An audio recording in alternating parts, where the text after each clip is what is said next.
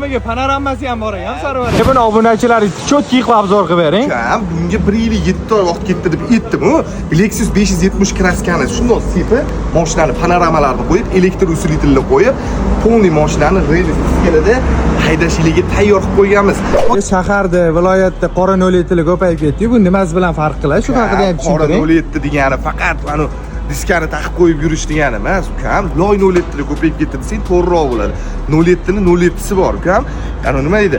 Qorani juda kaprizli odam olib haydashga anaqa qiladi-da, chunki uni yuvish kerak, xod qilish kerak. Ukam, normalniy narsaga qiziqqan, zo'rini olib qo'ydim-ku.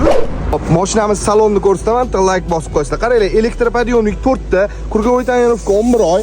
Salonni ko'rsataman, like bosib qo'yinglar. Qaranglar, tablo petnashga qo'yilgan CC3 monitor. Elektr usilitorlarni qaranglar, okalar, umniy zamoklarda panoramamizni ko'rinishi.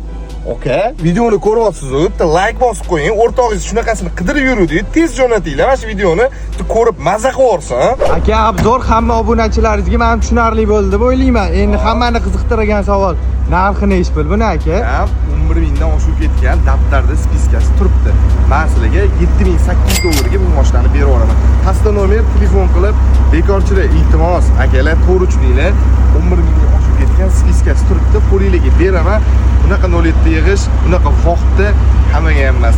Like bosib kuzating, negativ kerak emas.